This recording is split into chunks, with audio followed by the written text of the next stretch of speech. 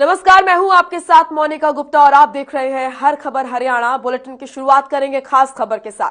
वाराणसी के बरेका प्रशासनिक भवन में आज मुख्यमंत्री सम्मेलन का आयोजन किया जाएगा, जिसमें 12 राज्यों के सीएम मौजूद रहेंगे। ये सम्मेलन 4 घंटे तक चलेगा। इसमें असम, अरुणाचल प्रदेश, गोवा, गुजरात, हरियाणा, हिमाचल प्रदेश, कर्नाटक, मध्य प्रदेश, मणिपुर, त्रिपुरा, उत्तर प्रदेश और उत्तराखंड के मुख्यमंत्री अपने अपने राज्यों के कार्यों और योजनाओं का प्रेजेंटेशन देंगे। दोपहर लगभग 2:30 बजे सम्मेलन से निकलने के बाद प्रधानमंत्री 3 बजे यहां पर स्ववृद्ध मंदिर जाएंगे और मंदिर पर 1.5 घंटे तक पीएम का कार्यक्रम रहेगा। यहां अनुयायियों को संबोधित वो करेंगे। आपको बता दें कि इस मंदिर में 98वां वार्षिकोत्सव कार्यक्रम है। मंदिर उमराह में से लगभग 4:30 बजे प्रधानमंत्री यहां से दिल्ली रवाना हो जाएंगे। तो आज का जो पूरा शेड्यूल रहने वाला है प्रधानमंत्री नरेंद्र मोदी का, ये हम आपको दिखा रहे हैं। और जो खास बात है वो ये है कि आज मुख्यमंत्रियों का सम्मेलन होगा और इसकी अध्यक्षता प्रधानमंत्री नरेंद्र मोदी करेंगे। 12 राज्यों के जो मुख्यमंत्री है इस सम्मेलन में हिस्सा लेंगे। हरियाणा के सीएम मनोहर लाल भी इस सम्मेलन का हिस्सा होंगे।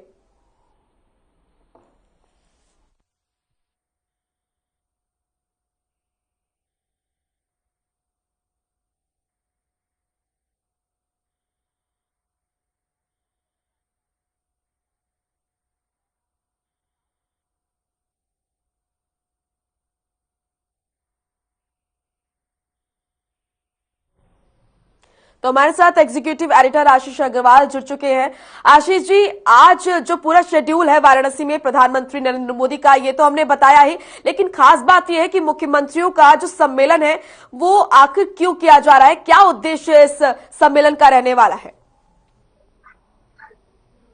बिल्कुल मोनिका, देखिए मैं आपको बता दूं कि वाराणसी में जो प्रधानमंत्री नरेंद्र मोदी का ये दौरा है जी वो यूपी चुनाव से पहले काफी अहम माना जा रहा है। और लगभग लगभग आप ये मानकर चलिए कि कल एक दिन के कार्यक्रम के बाद ही यूपी की सियासत में या ये कहें कि देश की सियासत में इसका असर भी देखने को मिलने लगा है। जी बीजेपी शासित जो 12 राज्य हैं उनके मुख्यमंत्री भी बुलाए गए हैं और वाराणसी में ही मुख्यमंत्रियों का एक सम्मेलन किया जा रहा है, जिसकी अध्यक्षता प्रधानमंत्री नरेंद्र मोदी करेंगे।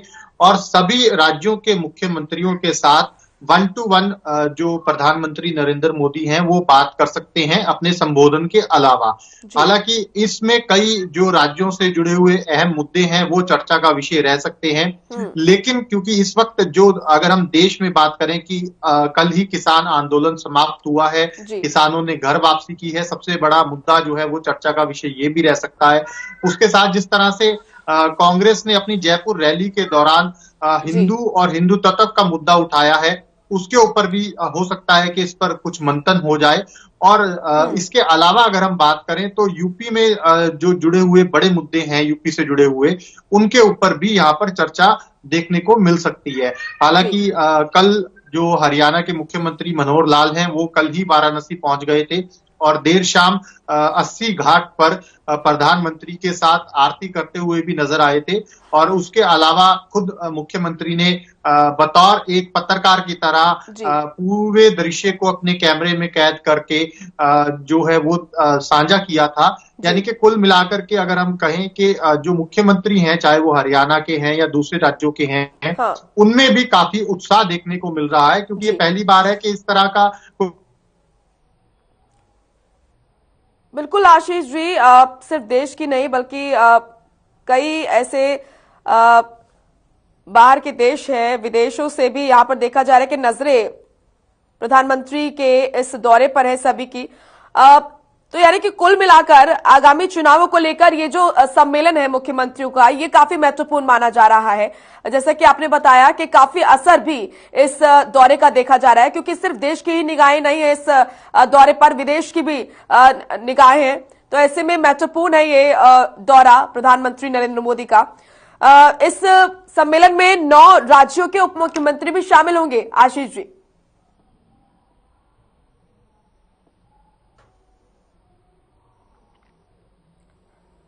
आप तक आवाज पहुंच रही है?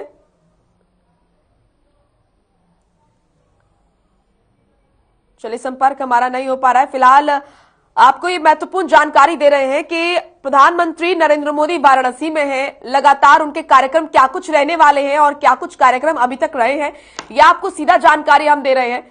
फिलहाल आज जो महत्वपूर्ण कार्यक्रम है वो है मुख्यमंत्रियों का सम्मेलन, और इस सम्मेलन में 12 राज्यों के सीएम जो है वो भाग लेंगे। इसी के साथ आपको बता दें कि इस सम्मेलन में प्रधानमंत्री नरेंद्र मोदी तमाम जो 12 राज्यों के मुख्यमंत्री होंगे उनसे कई अहम मुद्दों पर बातचीत कर सकते हैं। और अभी बीते कुछ दिनों में जिस तरह के जो मुद्दे रहे हैं, चाहे वो किसानों ने जो आंदोलन खत्म किया है वो मुद्दा रहा हो, या फिर हिंदुत्व का मुद्दा, मंदिर से जुड़ा मुद्दा, ये तमाम मुद्दे। आशीष अग्रवाल एग्जीक्यूटिव एडिटर लगातार हमारे साथ बने हुए हैं। आशीष जी, कुल मिलाकर आगामी चुनावों को देखें तो उस लिहाज से ये सम्मेलन काफी महत्वपूर्ण है। क्या तैयारी है तमाम राज्यों के सीएम की, किस तरीके से, क्या कुछ प्लानिंग है, क्या फॉर्मेट है, इन तमाम मुद्दों पर बात होगी आज? निश्चित रूप से मोनिका, देखिए 5 राज्यों में चुनाव हैं, और अगर हम बात करें हरियाणा की, हम बात करें माफ कीजिएगा, हम बात करें हिमाचल की, हम बात करें उत्तराखंड की, हम बात करें उत्तर प्रदेश की, तो ये 3 राज्य तो ऐसे हैं जो बिल्कुल दिल्ली से सटे हुए हैं जहां पर चुनाव होने जा रहा है। और क्योंकि हिमाचल में बीजेपी की सरकार है, उत्तराखंड में बीजेपी की सरकार है, उत्तर प्रदेश में बीजेपी की सरकार है, तो तीनों राज्यों के जो ये मुख्यमंत्री हैं ये तो पहुंच ही चुके हैं। लेकिन बड़ी बात यह है कि 12 राज्यों के मुख्यमंत्रियों से चर्चा के अलावा जो ये 5 राज्यों से जुड़े हुए जितने भी बीजेपी के बड़े नेता हैं, चाहे वो मुख्यमंत्री हैं, चाहे वो प्रदेश अध्यक्ष हैं, या तमाम दूसरे नेता हैं, उनके साथ भी मंथन लगातार बीजेपी के हाईकमान का चल रहा है। और आज प्रधानमंत्री नरेंद्र मोदी सीधे तौर पर जो है वो इन राज्यों के मुख्यमंत्रियों से भी चर्चा करेंगे जहां बीजेपी की सरकारें हैं। और विषय यही है कि सबसे पहले देखिए, बात विकास से ही शुरू होगी कि प्रदेश में किस तरह से विकास कार्यों को गति दी जाए, और साथ ही साथ पूरे देश में जो बड़े विकास कार्य हैं उनकी रूपरेखा भविष्य के लिए क्या होनी चाहिए। लेकिन उसके अलावा अगर हम बात करें चुनावों की, क्योंकि सीधे तौर पर इन बैठकों को चुनावों से ही जोड़कर देखा जा रहा है राजनीतिक दृष्टिकोण से, तो राजनीतिक रूप से हम अगर चर्चा करें तो ये जो बैठक है काफी महत्वपूर्ण बैठक है। क्योंकि जो मुख्यमंत्री हैं, जैसा मैं आपको बता रहा था कि हिमाचल के मुख्यमंत्री की बात करें, उत्तराखंड के मुख्यमंत्री की बात करें, या फिर हम उत्तर प्रदेश के मुख्यमंत्री की बात करें, सीधा फीडबैक जो है वो अपना यहाँ पर वो दे सकते हैं प्रधानमंत्री को। और उसके अलावा साथ ही साथ रायशुमारी भी यहाँ पर देखने को मिल सकती है कि किस तरीके से जो दूसरे मुख्यमंत्री हैं वो अपने राज्यों में जो विकास कार्य है उनको आगे बढ़ा रहे हैं, जो बीजेपी से जुड़ी योजनाएं हैं उनको किस तरीके से प्रदेश सरकार सहयोग कर रही है। तमाम इन बिंदुओं के ऊपर भी यहाँ पर मंथन हो सकता है। जी आशीष जी, आखिर क्यों वाराणसी को ही चुना गया इस सम्मेलन के लिए? बिल्कुल मोनिका, बड़ा अहम सवाल आपने किया है, क्योंकि वाराणसी की अगर हम बात करें तो वाराणसी का अपने आप एक बड़ा महत्व है देश में। क्योंकि अगर हम काशी की बात करें, काशी के दृष्टिकोण से एक बड़ा धर्म महत्व रखता है वाराणसी। और उसके अलावा क्योंकि प्रधानमंत्री नरेंद्र मोदी का लोकसभा क्षेत्र भी है, तो यहाँ से एक बड़ा संदेश जो है वो पूरे देश में निकल कर जाता है। तो स्वाभाविक है कि शायद इस बार प्रधानमंत्री ने और साथ ही साथ हो सकता है कि बीजेपी ने भी ये एक बड़ा संदेश वाराणसी से, या यूं कहें कि सीधा काशी से देने की कोशिश की है। क्योंकि लगातार जो जयपुर रैली के दौरान कांग्रेस ने मुद्दा उठाया हिंदू और हिंदू तत्व का, यहाँ से उसका बड़ा सीधा सटीक संदेश जाएगा कि आखिर काशी में बैठकों के मायने क्या हैं, वाकई में क्या बीजेपी या यूं कहें कि प्रधानमंत्री नरेंद्र मोदी सीधा और सीधा जो है वो यहाँ पर हिंदू और हिंदू तत्व के सवाल उठाने वालों को एक अप्रत्यक्ष रूप से जवाब देते हुए बिना कुछ बोले नजर आ रहे हैं। बिल्कुल, क्योंकि आशीष जी, जब इस सम्मेलन का समापन होगा तो समापन जो है वो प्रधानमंत्री नरेंद्र मोदी करेंगे अपने अभिभाषण के साथ, तो जाहिर सी बात है कि कई ऐसे मुद्दे रहने वाले हैं जिस पर विपक्ष को वो घेरेंगे।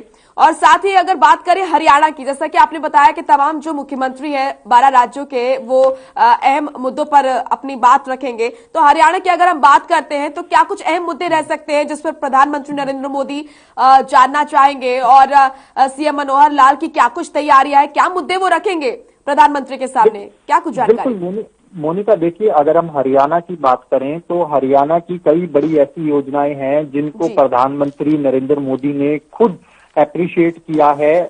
सीधे तौर पर मुख्यमंत्री मनोहर लाल की उन्होंने पिछले दिनों, आपको याद होगा, खुले मंच से पीठ भी थपथपाई थी हरियाणा की कई योजनाओं को लेकर, और उन योजनाओं को केंद्र ने भी लागू किया है पूरे देश में। और सीधे तौर पर अब ऐसी योजनाएं और प्रभावी रूप से लागू हों, उनका लाभ लाभार्थियों तक पहुंचे, इसको लेकर भी यहाँ पर मंथन हो सकता है। और अगर हम इस बैठक की बात करें, मोर ओवर जिस तरीके से 12 राज्यों के मुख्यमंत्रियों की आज प्रधानमंत्री नरेंद्र मोदी के साथ मंथन बैठक होगी, जिस तरीके से आपने कल देखा हो कि नरेंद्र मोदी ने अपने कल के दौरे के दौरान एक 3 जो शपथ लेने के लिए कहा है, 3 शपथ जो थी स्वच्छता से जुड़ी हुई और दूसरे 2 विषयों से जुड़ी हुई, उनको भी सभी इन 12 राज्यों में लागू करवाने पे, उनके ऊपर काम करवाने पर भी यहाँ पर प्रधानमंत्री नरेंद्र मोदी सभी मुख्यमंत्रियों को कह सकते हैं। बिल्कुल, तो काफी महत्वपूर्ण ये कार्यक्रम रहने वाला है। शुक्रिया आपका आशीष जी तमाम महत्वपूर्ण जानकारी देने के लिए। तो आज प्रधानमंत्री नरेंद्र मोदी का वाराणसी में क्या कुछ महत्वपूर्ण कार्यक्रम रहने वाला है, क्या शेड्यूल रहेगा, ये आपको महत्वपूर्ण जानकारी हम दे रहे हैं। और आज जो खास बात है वो ये है कि मुख्यमंत्रियों का ये सम्मेलन होने वाला है, और इस सम्मेलन में 12 राज्यों के मुख्यमंत्री शामिल होंगे। हरियाणा के सीएम मनोहर लाल भी इसमें शामिल होंगे। प्रधानमंत्री नरेंद्र मोदी तमाम जो राज्य के सीएम हैं उनसे बातचीत करेंगे, क्या योजनाएं हैं, आगामी चुनावों को लेकर क्या तैयारियां हैं, इन तमाम अहम मुद्दों पर चर्चा होगी। चलिए अब रुक करेंगे अगली बड़ी खबर का। ये महत्वपूर्ण खबर है, हरियाणा में 354 दिनों के बाद बस्तारा टोल प्लाजा और अंबाला में 1 साल बाद शंभू टोल प्लाजा सोमवार को फिर से शुरू हो गए हैं। हालांकि किसान 2 दिन सोमवार और मंगलवार को टोल पर रहेंगे, और दिल्ली से पंजाब जाने वाले किसानों के लिए लंगर चलेगा। आपको बता दें कि 1 साल से बिना टोल टैक्स के यात्रा कर रहे एलसीवी, मिनी बस और ट्रक को वापसी में 5-5 रुपए, इसके साथ ही एमएवी वाहनों को वापसी में 10 रुपए ज्यादा देने होंगे। वहीं कार, जीप और वैन वाहनों को यहां पर टैक्स जो है नहीं बढ़ेगा। आपको बता दें कि टोल प्लाजा पर अभी 13 में से 9 लेन को शुरू किया गया है। पंजाब से अंबाला की तरफ आने वाली 3 लाइनें और अंबाला से पंजाब जाने वाली 6 लेन शुरू की गई है। तो बस्तारा टोल प्लाजा जो है वो शुरू तो हो गया है, लेकिन जो वाहन चालक है उनके कुछ खुश है तो कुछ मायूस है कि 1 साल बाद जब टोल प्लाजा शुरू हुआ है तो उन्हें बढ़ा हुआ टोल टैक्स देना होगा। तो कुछ खुश है कि 1 साल बाद कम से कम टोल प्लाजा शुरू तो हुआ। आपको बता दें कि किसानों का आंदोलन चल रहा था और किसान यहां पर बैठे थे, जिसकी वजह से यहां पर टोल प्लाजा जो है वो बंद पड़ा था और लंबा रास्ता यहां पर लोगों को देखना पड़ता था जाने के लिए। तो अब क्योंकि जब किसान आंदोलन खत्म हो चुका है, ऐसे में टोल प्लाजा जो है जगह जगह उनको खाली कर रहे हैं किसान। यहाँ पर भी शंभू टोल प्लाजा जो है उसको शुरू किया गया है, किसानों ने हरी झंडी इसको दिखाई है। तो मिली जुली प्रतिक्रिया जो है वो लोगों की तरफ से मिल रही है। कुछ लोगों का मानना है कि 1 साल बाद टोल प्लाजा कम से कम खुला तो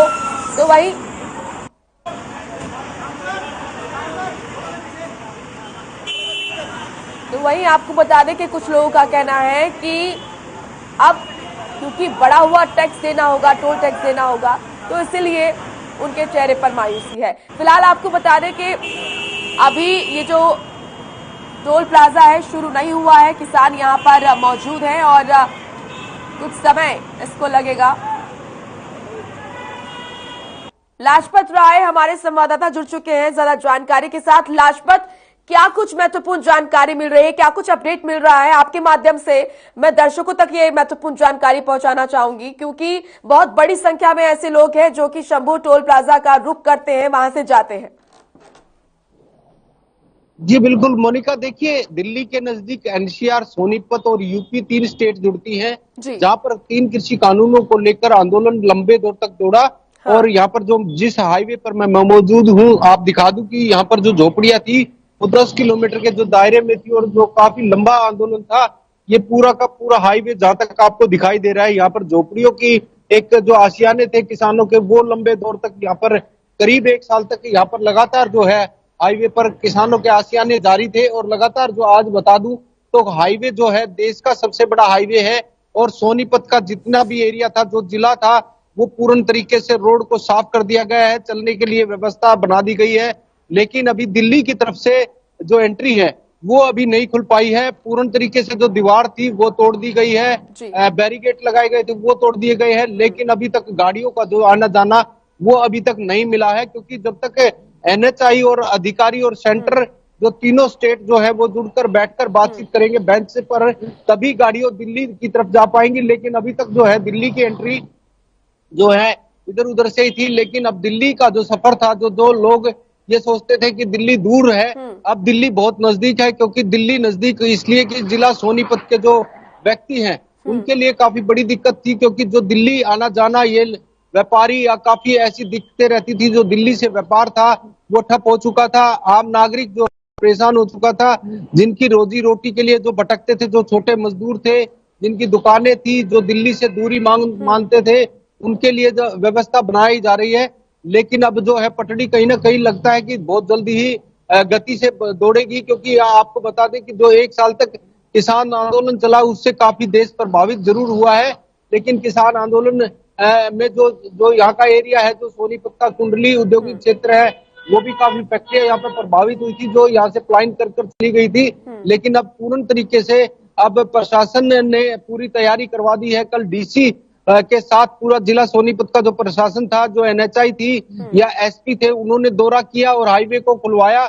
जहां जहां झोपड़ियां थी वो हटवाई और दिल्ली की दहलीज तक जो हमारा जो हरियाणा का जो रोड है, जो जिला सोनीपत का 10 किलोमीटर का जो दायरा था जहां पर किसानों के आशियाने थे, उसको पूर्ण तरीके से साफ करवाया गया है। लेकिन अभी जो है एनएचआई की जिम्मेवारी बनती है कि जहां पर गड्ढे हैं या धूल मिट्टी है उसको साफ करवाए, ताकि आम नागरिक को चलने में राहत मिले। लेकिन जो जाने वाले व्यक्ति है अभी उनके लिए राहत भरी खबर नहीं है, क्योंकि उनके लिए अभी दिल्ली जो है, जहाँ पे बिल्कुल बॉर्डर था, जहाँ पे दीवारें लगाई गई थी, वहां से अभी जो स्थिति है वो अभी जो गाड़ियां दौड़ने वाली है वो अभी दिल्ली के अंदर एंट्री नहीं कर पाएंगे। लेकिन जो 10 किलोमीटर का जो दायरा था जहाँ पर किसानों के आशियाने थे वो पूर्ण तरीके से साफ कर दिया गया है, गाड़ियां दौड़ सकती हैं। लेकिन दिल्ली के लिए अभी एंट्री नहीं खोली गई है। ठीक है लाजपत जी, पूरा रास्ता कब तक साफ हो पाएगा, क्या संभावना है? क्योंकि बहुत बड़ी संख्या में ऐसे लोग हैं जो कि दिल्ली में आना जाना करते हैं, उनके लिए क्या कुछ राहत की बात है? जी बिल्कुल, देखिए जो दिल्ली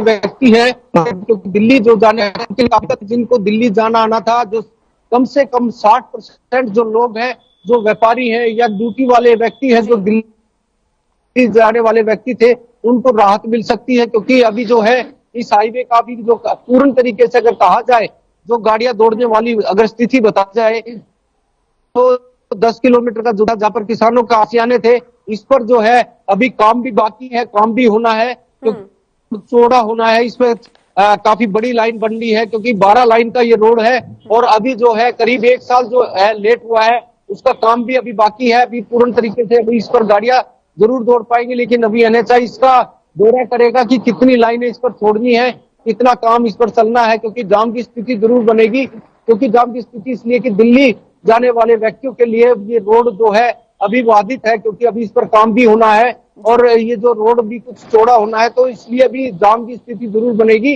हर खबर हरियाणा से यही लोगों से अपील है, जो देखने वाले व्यक्ति हैं उनसे यही जरूर अपील है, अभी इस रास्ते का जो पूर्ण तरीके से सफर न करे, क्योंकि अभी जाम की स्थिति बनेगी और इस पर काम भी जारी होना है। करीब 1 साल जरूर लग सकता है इस रोड को पूर्ण तरीके से, NHAI का समय लगेगा, सरकार का समय लगेगा, पूर्ण तरीके से इस रोड को जो अभी रिपेयर होना है, ये बड़ा रोड बनना है। और क्योंकि दिल्ली से पाकिस्तान तक जाने वाला ये हाईवे है, सबसे बड़ा देश का ये हाईवे है, जो 44 नंबर है, जिसका NHAI अभी दौरा करेगी कि आखिर, क्योंकि काफी लंबा जो दौर है, इससे जो आगे अगर बालगढ़ होता है, राई गांव के पास से फ्लाईओवर बन चुके हैं, ये रोड आगे से चौड़ा जरूर बन चुका है, लेकिन जैसे जैसे दिल्ली के नजदीक तो ये रोड अभी जो भीड़ा है, कहीं जो अभी जो काम होना है, क्योंकि ये रोड जो है अभी जो सख्ताई है इस पर, क्योंकि अभी जो रोड चौड़ा होना है, अभी इस पर काफी काम ऐसे होने हैं। महत्वपूर्ण जानकारियां आपने दी है जो कि दर्शकों के बहुत ही काम आएगी। बहुत बहुत शुक्रिया आपका तमाम महत्वपूर्ण जानकारी के लिए। चलिए अब खबरों में आगे बढ़ेंगे। भारत के किसानों का हौसला बढ़ाने के लिए अमेरिका से हरियाणा के जींद में आई महिला किसान मारिया ने देश के किसानों का धन्यवाद किया। मारिया ने कहा कि तीनों कृषि कानूनों के खिलाफ पूरी दुनिया भारत के किसानों के साथ खड़ी थी। वो खुद भी बादाम की खेती करती हैं। जब पीएम मोदी अमेरिका के दौरे पर आए थे, तब वहां के किसानों ने उनका विरोध किया। ऑस्ट्रेलिया, जर्मनी, अमेरिका, कनाडा और तमाम देशों के किसान भारत के साथ खड़े थे। वहीं इसी के साथ कानून रद्द करने के लिए मोदी सरकार का मारिया ने धन्यवाद भी किया है। कमेटी की तरफ से, आज के आयोजकों की तरफ से उनको सम्मान सूचक की वजह से आत्महत्या करके अपनी जान गंवाई 30 साल के अंदर, वो चीटियां बदली नहीं है। इन कानूनों के खत्म से जिन्होंने वहाँ पे बॉर्डर पे भैंस भी बांध दी थी, हम उनका भी शुक्रिया अदा करते हैं। चलो मैम, चलो अमेरिका से ये तो आपको बता दें कि किसान आंदोलन खत्म होने के बाद विदेश से जो लोग भारत के किसानों का समर्थन कर रहे थे, वो आ रहे हैं और हौसला अफजाई कर रहे हैं कि जिस तरीके से देश के किसानों ने संघर्ष किया है और विदेशी लोगों ने, कई देशों ने भारत का जो समर्थन किया है, उसको लेकर लोग यहां पहुंच रहे हैं। और विदेशी किसान मारिया की ये तस्वीरें आप देख रहे हैं, जो कि पहुंची जींद और किसानों का उन्होंने हौसला बढ़ाया। उन्होंने कहा कि जब तक किसान आंदोलन चल रहा था, तब तक कई देश ऐसे हैं जो कि भारत का समर्थन कर रहे थे, भारत के किसानों का समर्थन कर रहे थे। और साथ ही साथ मारिया ने प्रधानमंत्री नरेंद्र मोदी को धन्यवाद भी किया कि उन्होंने किसानों की मांगे आखिर मानी और ये किसान आंदोलन खत्म हुआ। आज के आयोजकों की तरफ से उनको सम्मान सूचक की वजह से आत्महत्या। चलिए अब खबर सिरसा से है, जहां पर गरीब और बेसहारा लोगों की मदद करने का उदाहरण देखने को मिला। आपको बता दें कि शाह सतनाम के सेवादारों ने जरूरतमंद महिला, पुरुष और बच्चों की मदद के लिए वो आगे आए। उन्होंने जरूरतमंदों को फल, खाद्य सामग्री और गर्म वस्त्र बांटे। साथ ही इस कार्यक्रम में मुख्य अतिथि के तौर पर उप पुलिस अधीक्षक संजय बिश्नोई और आश्रम के संचालक गुरविंद सिंह मौजूद।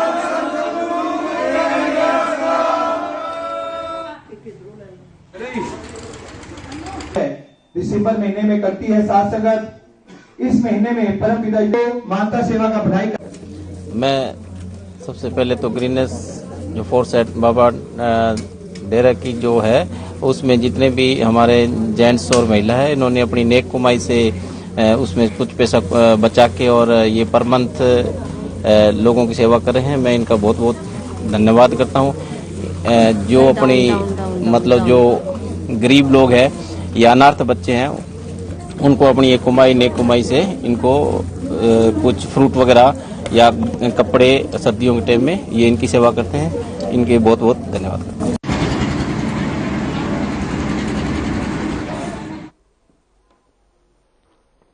तो जरूरतमंदों को गर्म कपड़े बांटे जा रहे हैं, भोजन बांटे जा रहे हैं। इसी के साथ साथ कई सामग्री ऐसी है जो कि यहाँ पर बांटी जा रही है। सिरसा से तस्वीरें आपको दिखा रहे हैं। इंसानियत का उदाहरण यहाँ पर दिया जा रहा है। सतनाम के सेवादारों की ये नेक पहल है, जरूरतमंदों को मदद की जा रही है। वहीं नलवा के कुआरी गांव के मेन रास्ते पर लगभग 300 मीटर में बड़े बड़े गंदगी के ढेर लगे हुए हैं, जिससे आमजन को आने जाने में काफी दिक्कतों का सामना करना पड़ रहा है। आपको बता दें कि ग्रामीण इस समस्या से काफी परेशान है और इस समस्या के समाधान के लिए बार बार अधिकारियों के चक्कर काट रहे हैं, परेशान हो चुके हैं, लेकिन समस्या का समाधान के नाम पर उन्हें आश्वासन के सिवाय कुछ नहीं मिलता है।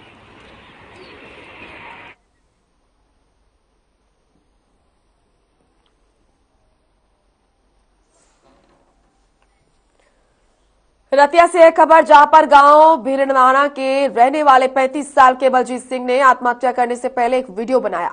बलजीत सिंह ने इस वीडियो में अपनी पत्नी के चरित्र पर शक जाहिर करते हुए कहा, मेरी पत्नी के संबंध किसी और व्यक्ति के साथ है, वो इसलिए आत्महत्या करने जा रहे हैं और अपने आप को इंसाफ दिलवाने की भी मांग कर रहे हैं।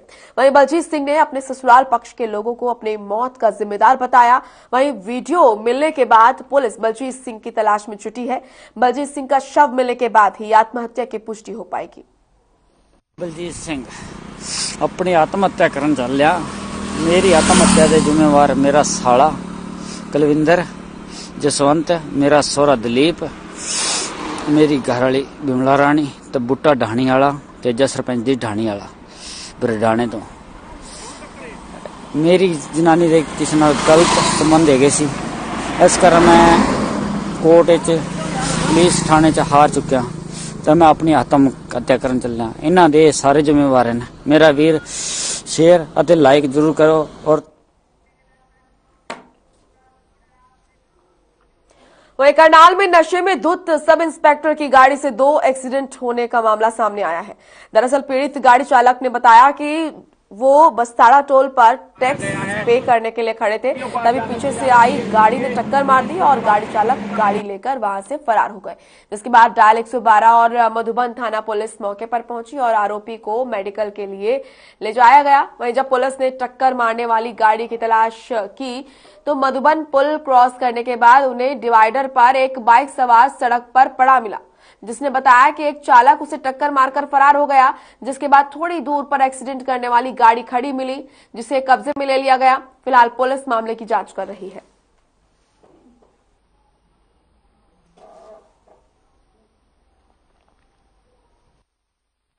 हमें पता चला था भाई एक्सीडेंट कर दिया मोटरसाइकिल वाले के साथ, तो आए हैं मौके पे। अब इनको चौकी में लेके जाएंगे। ये कौन है ये? आपकी पुलिस वाला बता रहे हैं। पुलिस वाला, हाँ, पुलिस की ड्रेस भी डाल रखी है। शराब की बोतल पड़ी है सर गाड़ी में। तो नशे में है? हाँ नशे में तो है, मेडिकल हो जाएगा इसको। टोल प्लाजा पे खड़े थे बस्ताड़ा पे, इसने पीछे से आके गाड़ी ठोकी। हमने टोल प्लाजा वालों को बोला भाई गाड़ी साइड में लगवा दो, इसने गाड़ी लेके वहाँ भगा दिया। टोल प्लाजा वाला गाड़ी लेके भाग गया। जैसे मोटरबन खत्म होते इसने एक बाइक वाले को टक्कर मारी, लड़के को, उसको लेके हमने अमृतधारा में लेके जा रहे, गाड़ी यहाँ मिली हमें। अभी बोलता हमें धमकी दे रहा, जो मर्जी करा लो, जहाँ मर्जी लेके जाओ। पुलिस में ड्रेस पड़ी, दारू की बोतलें पड़ी है, ड्रिंक करी हुई है। अभी हमने अपनी गाड़ी रोकी, स्टीयरिंग पे सिर लगा हुआ था इसका। फिर मैंने बेटे को बोला इसकी चाबी ले लो बाइक गाड़ी की, और पहले बच्चे को। तो कितने एक्सीडेंट किए हैं? इन्हें 2 एक्सीडेंट किया, हमारी गाड़ी का किया, फिर दूसरे। वहीं करनाल में सड़क के बीच खड़ी ट्रैक्टर ट्रॉली में कैंटर ने टक्कर मार दी। हादसे में ट्रैक्टर ट्रॉली चालक की मौत हो गई। वहीं कैंटर चालक के साथ 2 गंभीर रूप से घायल हुए हैं। आपको बता दें कि ट्रैक्टर ट्रॉली करनाल से असंध की तरफ जा रही थी, तभी एक कैंटर ने ट्रॉली को पीछे से टक्कर मार दी। कैंटर चालक सोनीपत का रहने वाला बताया जा रहा है। पुलिस ने बताया कि सड़क हादसे की सूचना मिली थी।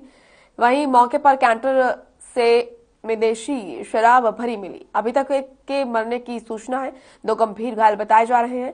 शराब किसकी है, कहां से कहां जा रही है, इसकी जांच में अभी कुछ पता नहीं चल पाया है। वहीं शिकायत के आधार पर आगे की कार्रवाई अमल में लाई जाएगी। और 2